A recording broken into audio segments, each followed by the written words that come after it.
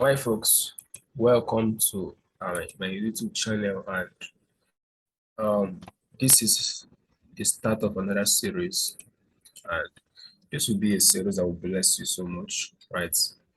So it will be maybe, I don't know, I think it should be a 4 or 5 part series, and the topic of this series is the trading blocks, right? So I will just make this E mini SMP. I'll just make it um, for you to see. So this is what you should expect in this series, right? So this is the introductory aspect and the beginning of this series, right? So start with trading blocks. Right, it's called the trading block series. So we're talking about some blocks in which you should know, right? So the blocks you should know. Right, so trading blocks. So we'll be talking about different kinds of blocks, talking about the order blocks, the breaker block, the rejection block, the mitigation block, and so many others. All right. So this will be a very impactful series and all of that. Right. I'm teaching you some things that you never knew about other blocks. Right. I'm mentioning different kinds of blocks in this. Right. So now in this series, we'll be talking about several kinds of blocks, such as we have the one that you know. We'll talk about the order block. We'll talk about the breaker block, right? The breaker block. We'll talk about the mitigation block. To be a beautiful series, mitigation, right? So, talking about the mitigation block. We're talking about the rejection block, right? So I think these are the 4 kinds of blocks we're talking about in this series. The other blocks, the breaker block, the mitigation block. Yeah, talk about another one, the banker block. Right. So this is right. So banker block will also be addressed in this series, right? So 5 kinds of blocks we have, right? The other block, banker block, mitigation block, and then the the the banker block, right? So this is a very impactful series, and don't go anywhere, right? So let's start with the first one for today, right? Or for this video, right? Before I go into that, I will still define what a trading block is, right? The trading block is, let's type it out for you so you can see it, right? A trading block is a point, right, in which huge orders were injected into the market and needs to be mitigated, right? So a trading block is the point in which huge orders were injected into the market, and usually those places usually need to be mitigated, right? Needs to be mitigated, right? So let me make this big so you can read it out. So the trading block is the point in which huge orders were injected into the market and needs to be mitigated, right? That's what the trading block is. So it comes in different formats. It could be a breaker, it could be a mitigation block, and all of that, right? The purpose is that markets needs to come and mitigate it, come and mitigate it. All right. So now we have understood this. It's a point in which huge orders were in the market, and those places usually they need to be mitigated, right? Now let's start with the first one, which is what the breaker block, right? So we're starting with the breaker block. The breaker block. That's the topic of discourse for this class, right? So follow me. Now I'm not so good at English, like using English to describe trading events. I prefer using charts. Right, so using charts to describe what I'm talking about now. All right. So now let's have the breaker blocks. Basically, a breaker blocks looks this way. A breaker block is let me just annotate it. I'm not to define it with English. You just use annotations to describe it. Right. Usually in a breaker block, you should see the market, like the market was trading down, right? Maybe trading downwards, and then this is a downtrending market. You can see lower highs, lower low, lower high, lower low, and then suddenly you find this push up, right? It takes out what this high, and then what does it do next? It still drives down. Now, what happened there? You know that in a bearish market should not, break the last lower high. It should come to, make a new lower high inside of here and still go lower. All right. So when the market fails to do that, what it has done is that it has created a Judas swing. So at this point here, when the market took out this previous high, or maybe take out two highs and still go lower, at that point, what the market did is that the market has created what we call a a breaker block, right? Broke the last structural point. Sometimes it may not necessarily break this, right? It can still be below it. So what the market did is that it broke the last high and then still went lower, because if it is actually a break of structure, the market, when a market breaks structure, it should not go up below this low, right? It should come here, then bounce off this point and then go higher. But in this case, the market was still bearish, and the market did was it took out this point and then went lower. So now in a breaker block, what you should find on a breaker block, you should always find a Judas swing, right? No Judas, a betrayal, right? So a Judas swing. It is what makes a breaker block very unique. The Judas swing, presence of the Judas swing. All right. So this right here is the Judas swing. Pricing was trading above the previous high, because in a bearish market, this should not occur. In a bearish market, the market is supposed theoretically and practically, based on what we have seen, the market is supposed to, continue trading lower and lower. It should not go above the previous high. But when this market goes above the previous high and still breaks the downside, because sellers were clapped out here and buyers have been trying to buy here, thinking that it is a bullish market now, will also be clapped out. So we have the Judas swing, took out sellers and still went for buyers, right? So what occurred here is what a breaker block. So now, how do I know that it's a breaker block? Because there were orders injected inside there. Remember our definition that the trading block is a point in which huge orders was injected into the market and needs to be what mitigated. So markets, the price was the huge orders were injected somewhere around there, and then market took out this high and then still went lower. All right. So this point needs to be what mitigated. All right. So now that brings us to how to trade the breaker blocks. Now, understanding what we have talked about so far, we can now draw. So now, since we know that huge orders were injected inside there, now this becomes our breaker block. That point in which the orders were what injected, and this is what we call a classic support and resistance, right? I don't teach support and resistance, but this is in this concept. This is where classic support and resistance works in this context, right? In this context, that's where it works. In this context, this is where it works. Classic support and resistance, right? Because many people always know support and they will draw boxes and this okay support zone, the resistance zone. Those things, believe me, I don't believe in support and resistance. The market will come here and reject, and it's full of traps. The market always weaken through and all of that. So I don't really believe in this. But in this context, this is where classic support and resistance works in this context, the breaker block context. So when the market comes here, this becomes what a breaker block. That last bearish candle before they push up, it becomes what a breaker block. So whatever I'm annotating here also applies to what the bullish scenario. So we now have what a breaker block here. A what breaker block. Right. So this is a breaker block right here.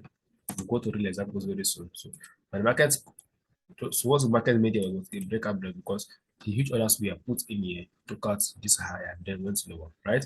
So now what do? Now you wait for price to what come back to what mitigate that order, right? So wait for price to come back here. This is a classic support and resistance situation. So when price comes back here, you want to see that impulsive run, right? So giving you the clue that it is here, not that you see the market reject somewhere around there. You want to see the impulsive route begin here, and that is now what your trade idea. So when the market comes in, that is your entry, right? So there are two ways to enter it. Either you enter with the open of the last bearish, okay, with the lower week or the lower or low of the last bearish candle, and your stop loss just above that candle, right? So if the candle is here, let's assume that this is the candle, the last bearish candle. All right, this is the last bearish candle. All right, this is the last bearish candle now. So let's go inside. So this is the last bearish candle. Right, let's make that red. All right. Right, so this is your last bearish candle now. Yeah, remove the classic line. So this is your last bearish candle. That becomes your candle of interest. So you can put your limits maybe at the low of the candle and your stop loss where at the high of that candle. This is the first aggressive entry, right? Or if you don't want to do that way, you can wait for the market to give the lower time frame confirmation. This is how I love doing. I love waiting for confirmations, right? The market comes to that last bearish candle. You wait for the market to do was give that lower time frame confirmation. If you want to see a high, a low, and then a break or structure or whatever confirmation to use, or maybe an ICT favor like that. In my mentorship program, I taught several methods of entry, right? That brings me to that reminds me. So let me just show you something. So let me take you to my Telegram community, my mentorship program. So so this is my Telegram community. I have a free video, a free point where we drop trade ideas. So this is it. This is my free Telegram community. See, we are 535 currently. If you want the battle for, just use the link in the description to join us, so you can see I've been posting trade ideas before they play out, and you see we are interactive. We talk. We have trade ideas, free ideas, and all of that. Right. This is why you should join the community, right? And I'll see how I give advices, don't trade the news. I'm just telling you what to do and what not to do, right? This is where I can be actively involved with you. That is the free Telegram community, right? I give you updates. This is what I told them, that don't trade the news, don't burn your face off, all of that, right?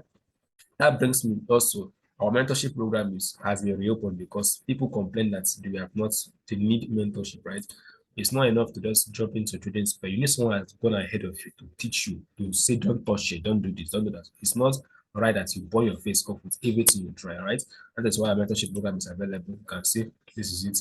We have a structure where we teach you forex from scratch to the where you can make constant earnings, you learn smart money, right? And ICT, all those concepts about very detailed online for free, right?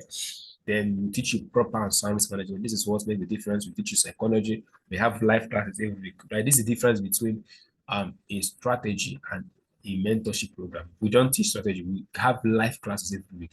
We have access to the students that have trained that are doing very well. We have funded traders with MFF, FT Nigeria, and all of that, right?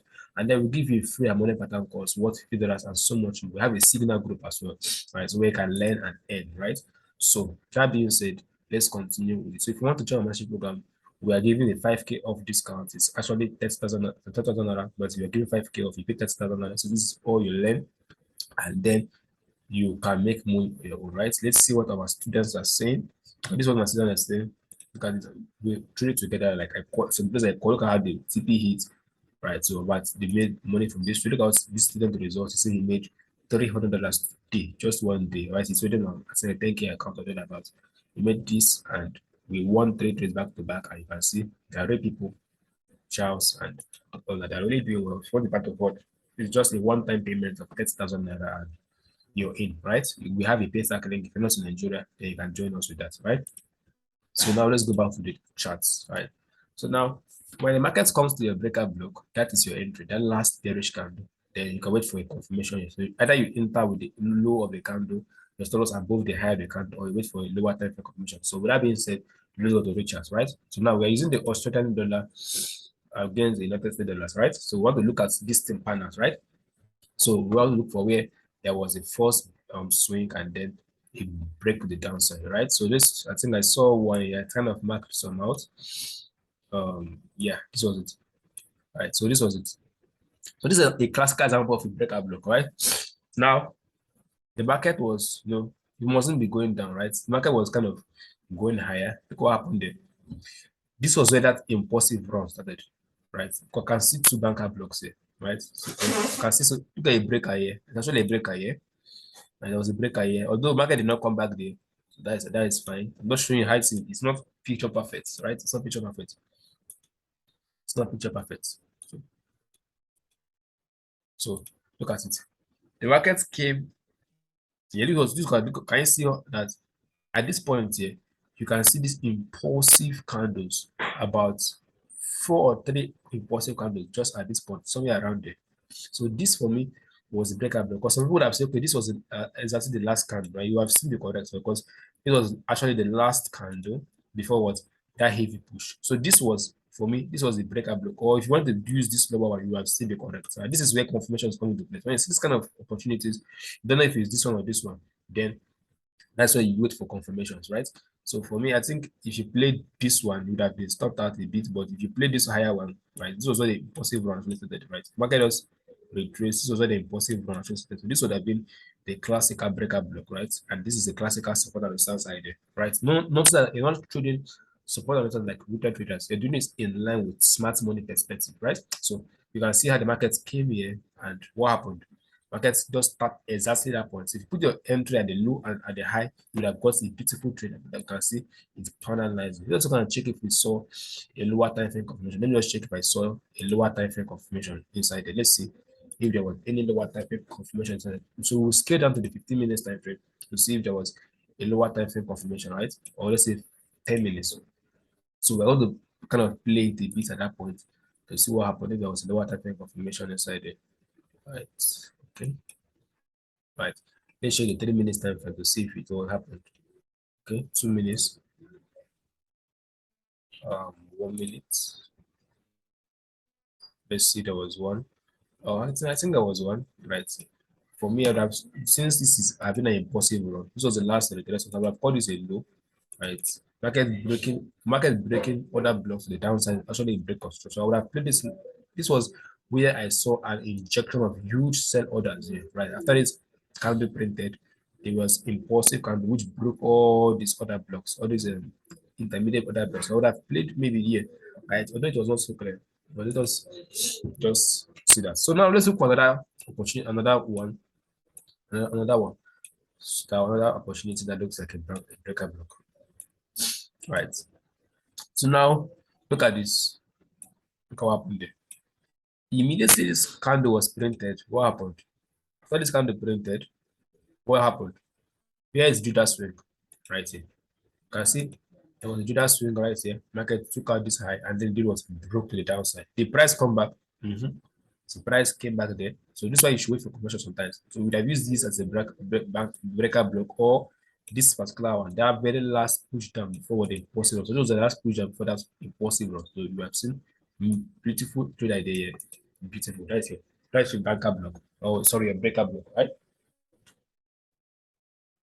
I'll just say backup block because I'll be teaching that as well. So that is another example. So let's just look for one last example, then we'll call it a day.